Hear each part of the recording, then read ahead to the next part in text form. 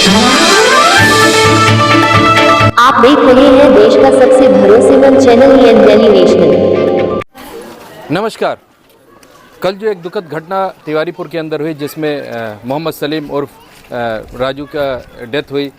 High tension तार पर वो कार्य करने के लिए गए थे और वहाँ पर करंट लगी, नीचे गिरे और उनकी आकस्मिक निधन हो गया, जिसको लेकर करके जब आनन फानन में सिविल हॉस्पिटल गए वहाँ पर डॉक्टर ने उनको मृत घोषित किया। उसके बाद परिजनों में आक्रोश हुआ।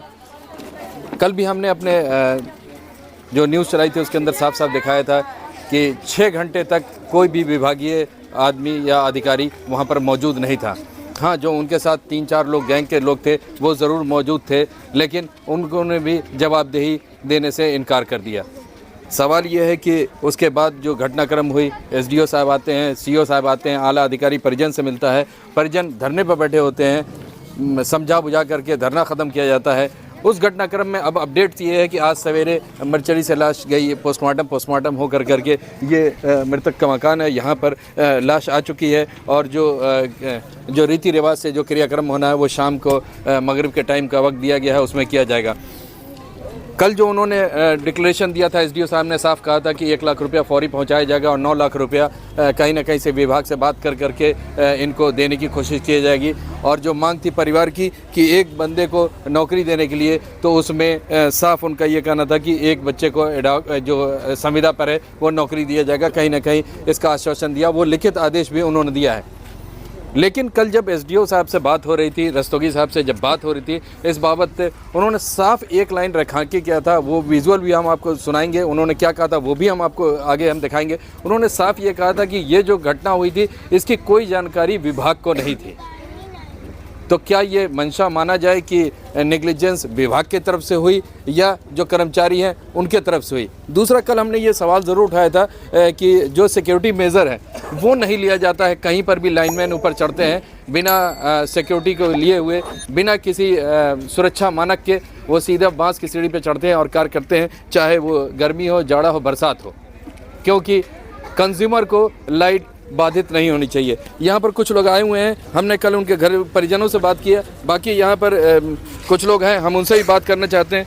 क्या कुछ बात हुई आपके अधिकारियों से, एसडीओ साहब से या एक्सीएन साहब से या फिर डीएम साहब से? क्या कुछ, कल से आप लगातार इस मामले में लगे हुए हैं, क्या कुछ उनका कहना है? देखिए, सबसे पहले तो एक बात हम ये कहेंगे कि जो मरहूम सलीम साहब हैं उनकी मौत का हम लोगों को बहुत दुख है। और दुख इस बात का है कि कमाने वाले वो थे और घर में कई बच्चे हैं और उनका एक बच्चा बाहर नौकरी करता है बेंगलोर में प्राइवेट। कल इस बात की सूचना हमको लगी थोड़ा लेट से, चूँकि कल हम शहर में नहीं थे। शहर में जब मैं आया हूँ तो पता चला कि गोरखपुर में सिधारीपुर के मोहल्ले का एक ऐसा प्रकरण जो मेरे संज्ञान में आया। संज्ञान में आने के बाद मुझे इस बात की जानकारी हुई कि परिजन वहाँ गोरखपुर सदर अस्पताल के मर्चरी हाउस के पास धरने पे बैठे तो कुछ मांग किए। रात के 12 बजे मैं यहाँ पे आया था। रात को 12 बजे मैंने एक्सीएन को टेलीफोन लगाकर पूरे प्रकरण की जानकारी ली और उनसे मैंने बात किया। ठीक रात 12:10 पे परिवार के सामने जिलाधिकारी गोरखपुर से मैंने बात किया।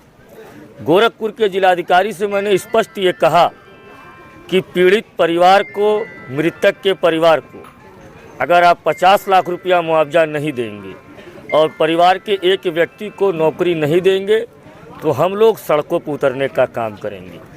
मगर जिलाधिकारी महोदय की तरफ से मुझे ये आश्वासन दिया गया कि मुख्यमंत्री राहत कोष से 5-5.5 लाख रुपया मिलता है। और प्लस मैंने जब एक्सीएन से बात किया तो उन्होंने कहा कि विभाग की तरफ से 10 लाख रुपया दिया जाएगा। मगर अभी मैंने आपके सामने उनसे बात किया है और पूरा दबाव बनाने की कोशिश किया है कि इस परिवार को कम से कम 20 लाख रुपया मिले और एक बच्चे को नौकरी देने का वो काम करेंगे। मैंने ये भी कहा है कि अगर 1 हफ्ते के अंदर मृतक परिवार के लोगों के अकाउंट में पैसा अगर नहीं आया, उसके बच्चे को संविदा पे अगर नहीं रखा गया, तो मैं गोरखपुर समाजवादी पार्टी का महानगर अध्यक्ष होने की हैसियत से, और हमारी कम्युनिटी का एक नौजवान गया है, इसका भी दर्द मुझे है, मैं अपने कार्यकर्ताओं के एक साथ लेकर 1 सप्ताह के अंदर आपके मीडिया के माध्यम से उनको ये चेतावनी देना चाहता हूँ कि ठीक है, प्रशासनिक मदद की भी व्यवस्थाएं होती हैं, तौर तरीका होता है। 1 सप्ताह के अंदर उन्होंने कहा है कि 1 हफ्ते के अंदर उनके अकाउंट में पैसा चला जाएगा। अगर नहीं करेंगे तो मुझे एक्सीएन साहब रोक नहीं पाएंगे, सड़क पे आंदोलन करने से, कमरे से बाहर नहीं निकल पाएंगे। चलिए, आपकी एक बात काटते हैं। उसी एक्सीएन साहब के अंडर में होते हैं एसडीओ साहब, जो कल वहाँ मौके पर मौजूद थे। उनसे जब हमारी मीडिया से उन्होंने बात हुई, रूबरू हुए, तो उन्होंने एक बात बड़ा रेखांकित किया है। वो बात कहीं ना कहीं हमको समझ में नहीं आ रही है। उनका साफ ये कहना था कि ये जो कल एक्शन हुआ, जो ये लोग 4 लोग गए और बनाने की कोशिश की और ऊपर चढ़ने का और ये हादसा हुआ, उसकी कोई भी जानकारी विभाग को नहीं है। देखिए, ऐसा है ना, मैं एक बात बता दे रहा हूँ, इसमें साजिश की बू आ रही है। मैं और चाहे आप घर में एक बल्ब बदलते हैं, बल्ब तो घर की स्विच को बंद करके बदलते हैं। बिजली का काम आप करते हैं, मैं करता हूँ बिजली का काम। अगर घर में कोई बल्ब भी लगाने जाता है, कोई तार भी जोड़ता है, तो स्विच को बंद करता है, साधारण व्यक्ति करता है। मगर जो पिछले 20 साल से हाई टेंशन तार का काम कर रहा हो, जो पिछले 20 साल से पोल पे सीढ़ी लगाकर लाइट जोड़ने का काम कर रहा हो, वो व्यक्ति लाइट जब चालू रहेगी तो जाएगा अपनी जान देने के लिए। मैं आपको बता रहा हूँ, आपको अगर इसकी ठीक से जांच हो जाएगी तो विभागीय दुश्मनी सामने आएगी। मैं आपको बता रहा हूँ, डंके की चोट पे कहीं ना कहीं अगर इसकी जांच हो, मैं तो कहता हूँ कि ये हत्या है, पूरी तरीके से ये हत्या है। सीढ़ी लगा के व्यक्ति जाएगा क्या हाई टेंशन तार पर लगा देगा? चलिए मान गया मैं कि अगर शट डाउन उसने कराया तो उसने लाइट चालू कैसे हो गई?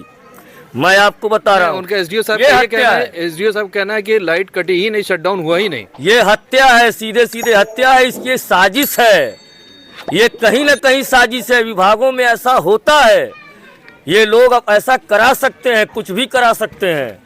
और छोड़िए, मौत हो गई, व्यक्ति की जान चली गई। हम लोग दुआ करेंगे कि ऊपर वाला उनको जन्नत नसीब फरमाए।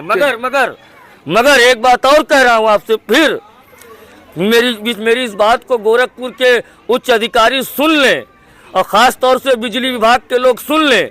आफरीन अंसारी की मौत हुई थी नाले में डूबकर, मुआवजा देने में देर हो रहा था। नगर आयुक्त के चैम्बर में घुस के ताला बंद करके मैंने मुआवजा दिलाने का काम किया था। और अगर मुआवजा 1 हफ्ते के अंदर नहीं दिया गया और नौकरी नहीं मिली तो गोरखपुर के जो एक्सीएन जिससे मेरी बात हुई है, उनके चैम्बर पे ताला मार दूंगा और उनकी गाड़ी मेरे सीने से पार होकर गुजरेगी। मैं आपसे वादा कर रहा हूँ। ये चलिए, ये थे समाजवादी पार्टी के महानगर अध्यक्ष, इनका साफ कहना था। आपको थोड़ा पता चाहिए कि सलीम के जाने के बाद उनके परिवार में उनकी 2 बच्चियां हैं और 2 बच्चे हैं। एक बच्चा बेंगलोर में काम करता है, लेकिन दूसरा बच्चा कुछ नहीं करता है। जो कल जो आश्वासन मिला आला अधिकारियों से, उसमें ये कहा गया कि एक बच्चे को संविदा पर नौकरी रखी जाएगी। दूसरी बात, उनकी 2 बच्चियां हैं जो कि पढ़ते हैं, और उनकी जो वाइफ है उनके बारे में कहा जाता है उनको हार्ट की प्रॉब्लम है और तकरीबन 10,000 रुपये के आसपास का उनका खर्चा महीने का आता था। सवाल है कि कमाने वाला एक ही आदमी, उसके ऊपर इतनी जिम्मेदारी थी और उसका ना होना बहुत बड़ा सवाल है बिजली विभाग के ऊपर कि अगर इस तरह के नेग्लिजेंस हो रही है तो कहाँ से हो रही है, किसके कहने पर हो रही है और क्यों हो रही है।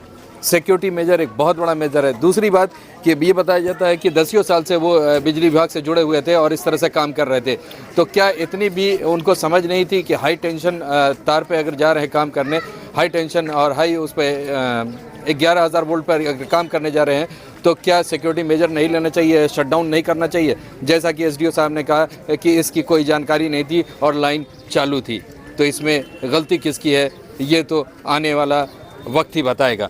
हम बने रहेंगे, क्या अपडेट्स है वो आपको देते रहेंगे। मैं मोहम्मद यूसुफ, गोरखपुर से EN डेली नेशनल के लिए।